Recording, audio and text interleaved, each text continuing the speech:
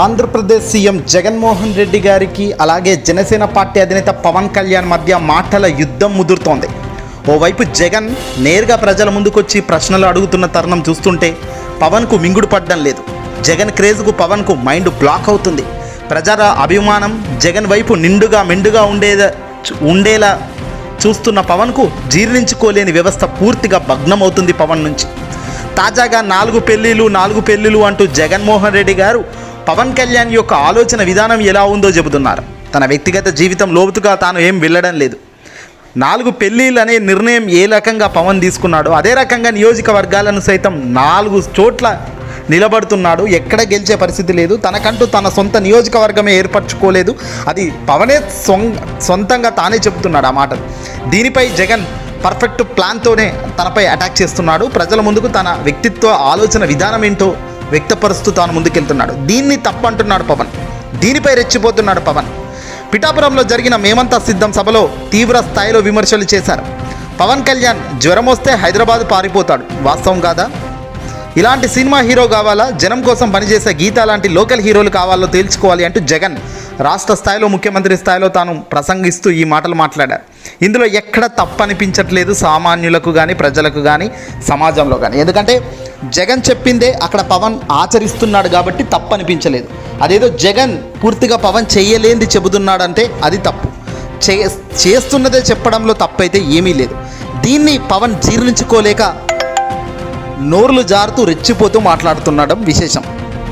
ఇక ఈ విషయాలన్నీ మనసులో పెట్టుకున్న పవన్ కళ్యాణ్ తాజాగా తూర్పుగోదావరి జిల్లా కొరకొండలో ఎన్నికల ప్రచారంలో పాల్గొన్న పవన్ జగన్ మీద రెచ్చిపోయాడు. సినిమా హీరోలంటే వైఎస్ జగన్కు కుళ్ళు అని పవన్ కళ్యాణ్ విమర్శించారు. లక్షలాది మంది ఫ్యాన్ ఫాలోయింగ్ ఉన్న సినిమా హీరోలంటే కుళ్ళుతోనే ఇంటి వద్ద వారిని అవమానించారంటూ ఈ పెద్దాయన చెప్తున్నాడు. టికెట్ల విషయంపై మాట్లాడేందుకు చిరంజీవి, ప్రభాస్, మహేష్ బాబు, రాజమౌళి వంటి సినిమా పెద్దలు గతంలో ఒకసారి జగన్మోహన్ రెడ్డి గారి ఇంటికి వెళ్ళిన సంగతి మనందరికీ తెలిసిందే. వాస్తవానికి నేరుగా జగన్ వాళ్ళను లోపలికి పిలుచుకొని అందరితో టేబుల్ కాన్ఫరెన్స్ కూర్చోబెట్టుకొని కానీ మరి నీట్గా మాట్లాడారు. అయితే ఈ సమయంలో పవన్కు మాత్రం వేరేలా కనిపించింది. అదేంటి అంటే చిరంజీవి, ప్రభాస్, మహేష్ బాబు ఇంటికి వస్తే ఇంటి బయట ఎక్కడో వాహనాలను నిలిపివేయించి వారిని నడిపించారట ఈ పవన్ కళ్యాణ్ అంటున్నాడు.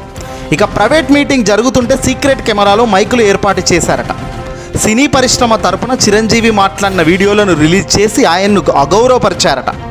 లక్షలాది మంది అభిమానులు తమ గుండెల్లో పెట్టుకునే హీరోలంటే జగన్కు కుళ్ళు అని పవన్ కళ్యాణ్ మాటల్లో విమర్శించారు. ఈ విధంగా ఎవరి జోలికి వెళ్ళినా అజాత శత్రువు లాంటి మా అన్నయ్య చిరంజీవికి అవమానించిన వ్యక్తి జగన్ అని చెప్పిన పవన్ ఈ విషయాన్ని అందరూ హీరోలు ఫ్యాన్ గుర్తుపెట్టుకోవాలి అంట. ఇది అసలైన డర్టీ పాలిటిక్స్కు పవన్ కళ్యాణ్ చేస్తున్న చిల్లర కామెంట్స్. వాస్తవానికి చిరంజీవి కానీ, మహేష్ బాబు కానీ, ప్రభాస్ వీళ్ళందరూ కూడా అక్కడికి వెళ్ళిన సంగతి మనం చూసాము. ఇది వాస్తవమైన సంగతి, ఇది తప్పు అయితే కాదు. కానీ ముఖ్యమంత్రి జగన్మోహన్ రెడ్డి గారు ఏ రాష్ట్ర ముఖ్యమంత్రి ఇయ్యనంత పెద్ద గౌరవం వాళ్ళకి ఇస్తూ వాళ్ళని అందరినీ కూర్చోబెట్టుకొని టీ కాఫీలు తాగుతూ హ్యాపీగా మాట్లాడుకున్నారు. ఇందులో జగన్ విడుదల చేయాల్సిన అవసరం లేదు.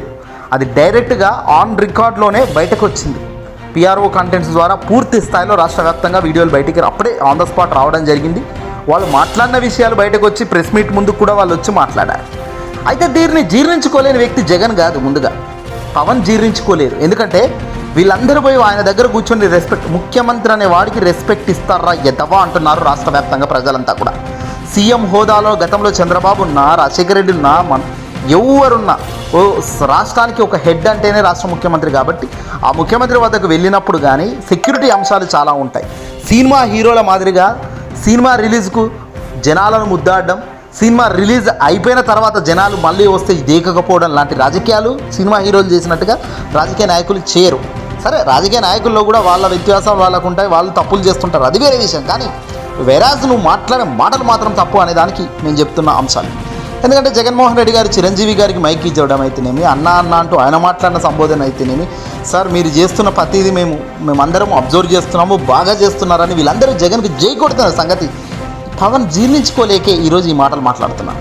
మళ్ళా ఎన్నడో అయినా జరిగిన ముచ్చట తీసి ఈరోజు ఆ విషయం టాలీవుడ్లో ఉన్న పెద్దలు మీరు గుర్తుపెట్టుకోవాలి. అంటే ఇక్కడ నువ్వు టార్గెట్ ఎవరిని చేస్తున్నావు?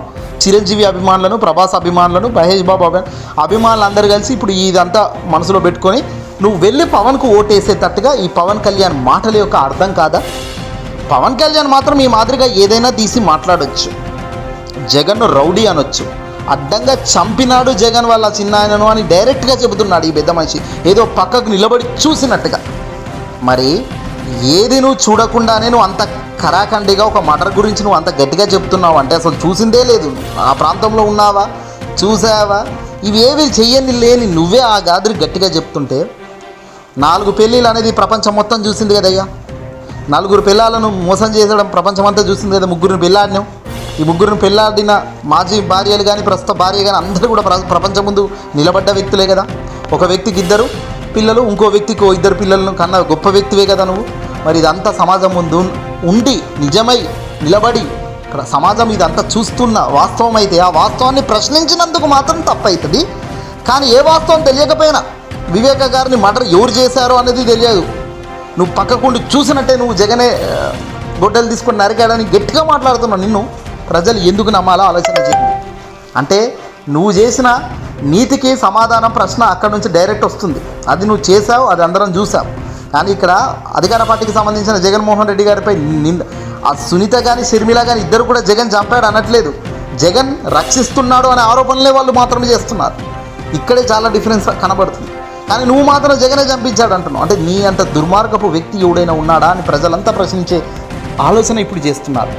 ఇలాంటి వ్యక్తి ప్రజల మధ్య అసలు నువ్వు పార్టీ పెట్టి 10 ఏళ్ళు అవుతుంది, కానీ 175 నియోజకవర్గాల్లో అభ్యర్థులు గతి లేరు. సరే దేవుడెరుగు, కనీసం జనసేన అంటే పట్టుమని 10 మంది ఎమ్మెల్యే స్థానాల్లో గెలిచే సత్తా దమ్ము లేని పార్టీ జనసేన పార్టీగా ఆ అధ్యక్షుడు పవన్ కళ్యాణ్. ఈ స్థాయిలో పవన్ కళ్యాణ్ రాజకీయాలు ఈ రకంగా ఉంటే సరిగ్గా ఎన్నికల టైంకు ఎవడి చంకనో ఎక్కే పరిస్థితి నీకుంటే 10 ఏళ్లలో పార్టీని నిర్మించుకోవడం అయితేనేమి, అధికారంలోకి రావడం అయితేనేమి, తిరిగి రెండోసారి అధికారంకు అడిగే ప్రశ్నలు అయితేనేమి, ఆ స్థాయిలో ఒక వ్యక్తి నిలబడ్డాడు. మరి ఆయన జగన్, ఈయన పవన్ 10 ఏళ్ళు కాదు 100 ఏళ్ళు అయినా పీకేది లేదు. ఇలా ఎవడు సంకనం ఎక్కాల్సిందే, ఎవడికో జే కొట్టాల్సిందే.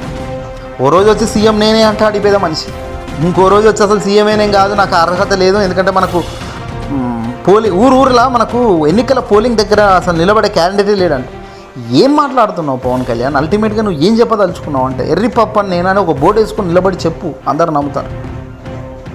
ఈ వీడియోపై మీ విలువైన అభిప్రాయాన్ని ఖచ్చితంగా తెలపాలి మిత్రులారు. ఎందుకంటే చాలా డర్టీ రాజకీయాలకు తెరలేపుతున్న పవన్ కళ్యాణ్ నీచతత్వం ఎంత దారుణంగా బ్యాక్ సైడ్ ఉంటుందనేది అందుకే వెలుగులోకి తెచ్చే అంశాలు ఇవన్నీ కూడా.